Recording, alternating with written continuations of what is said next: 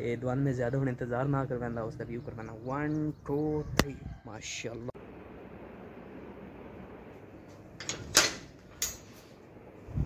बिस्मिल्लाहिर्रहमानिर्रहीम। अस्सलाम वालेकुम जी, क्या हाल है? तबीयत से ठीक है? मैं हाँ इकरामुल हक तो समय देखो मेरा यूट्यूब चैनल मेला कामी व्लॉग्स ते जनाब जेडे भरा चैनल ते नवे पहले तो करो मेरे चैनल को सब्सक्राइब करो, मेरे 1 मिलियन सब्सक्राइबर का टास्क पूरा करते हैं। आज की मज़ेदार वीडियो स्टार्ट। माशाल्लाह मौसम बड़ा प्यारा बनया हुआ, बदल शदल भी हैं ते नाल जनाब धुप भी निकली हुई, धुप ए निकली हुई, चेक करो माशाल्लाह। अंदाजा तुम इतों ला सकते खंबे के चौहां पास वेखो ना। तो कल यार मैं एक ना अपने ब्लॉग के गल की है कि मैं अज तो बाद ब्लॉगिंग कोई नहीं करनी। एक्चुअल गल भी इंजी है, मैं थक पिया, मैं बड़ा मायूस हो गया कि तुम हमारा मैंने सपोर्ट कोई ना कोई। हालांकि मैंने आलमोस्ट साल के करीब टाइम होने वाला यूट्यूब के उत्ते, मगर वो मेरा रिस्पॉन्स नहीं आया जो मैं फर्स्ट वीडियो चाढ़ने तो बाद मैं अपना फेल किया ना कि भाई मेरा जो चैनल मोनीटाइज हो जाना एक ही हफ्ते के।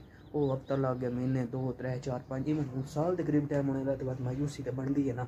मगर वो कल मैं वीडियो अपलोड की ना तो मैंने 20 बरा बाद मैंने थोड़ी जी सपोर्ट की, मैंने हौसला आया कि यार 60 व्यू आया मेरी वीडियो ते इंशाल्लाह ताला व्लॉगिंग जी ना वो मेरा पैशन है, छड़नी तो मैं है कोई नहीं ना।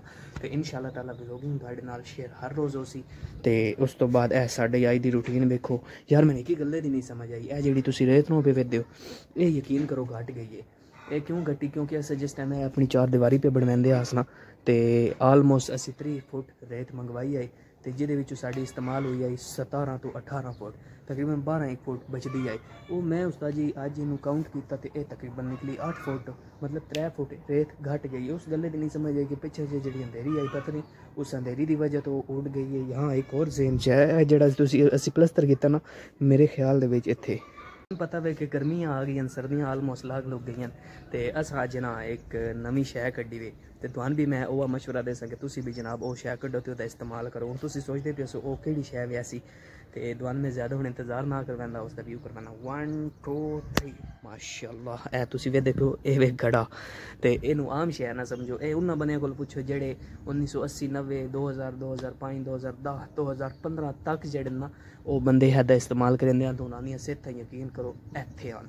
अजे भी उन्होंने तुसी काम करो तो तुस अज कल के नौजवान थक वैसो, मगर वो वाले बंदे न थक सन। यही वजह क्या है साफ जाहिर है, क्योंकि मिट्टी के बर्तन आप सल्लल्लाहु अलैहि वसल्लम होरां दे दौर दे विच मिट्टी के बर्तन इस्तेमाल होंदे हैं। मिट्टी के मतलब पानी पीना, मिट्टी का घड़ा होना, ईच एंड एवरीथिंग, खाने पीने का निज़ाम जितना भी मिट्टी बिच होंदा वो बरकत आई, शीरी आई।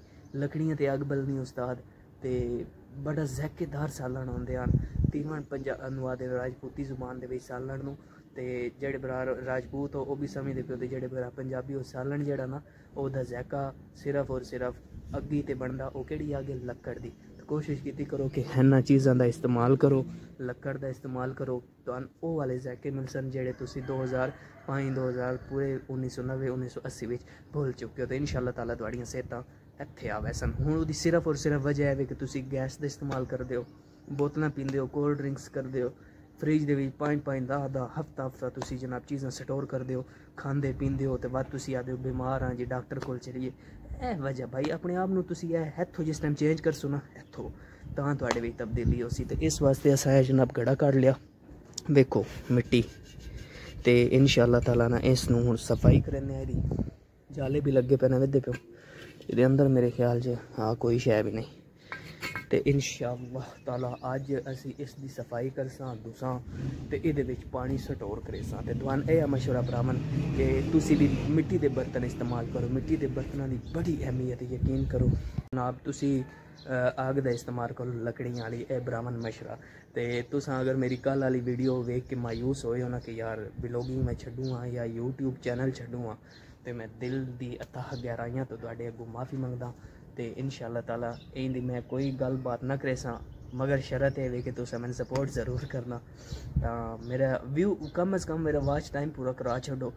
इंशाल्लाह ताला सब्सक्राइबर भी 1000 पूरा हो वैसे, तो सब्सक्राइबर 1000 हो गया तो वॉच टाइम पूरा हो गया, तो चैनल मोनीटाइज हो वैसे। तो इंशाल्लाह अगों बात जड़ी ना वादे एक बार शुरू के ट्रेन जी ना उन्होंने धक्का लगे ना तो धुआं निकलता। तो साडा निक्किया यूट्यूबरां दा भी यह हाल है। असी धक्के दे जेड़े ना वो कायल होए पे इस टाइम धक्का लगने वाला। जिस टाइम धक्का लग गया तो ऑटोमेटिक गड्डी ठुर पैसी, गड्डी टोर पे तो बाद कोई काम ना रुक सी। तो इंशाल्लाह ताला आई होप मैनू उम्मीद है कि मेरे भरा सपोर्ट करे सन पूरी तो व्लॉगिंग इंशाल्लाह नहीं छुड़न। ठीक हो गया, मशवरा भी दे छड़िया कि मिट्टी के बर्तन इस्तेमाल करो, आग का इस्तेमाल करो, ਤਾਂ ਜਿਹੜਾ मैं सपोर्ट करो निक्कियां यूट्यूबरां नूं।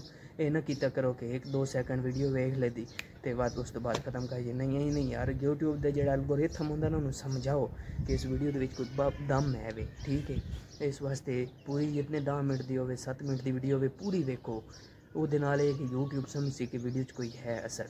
इस वास्ते जनाब आई होप कि मेरा व्लॉग तुहानूं अच्छा गया उसी मेरी नसीहतें अमल करे आए ते अपना रखेआ ख्याल दुआ मंच करे यार। मिलसा नवें व्लॉग नाल।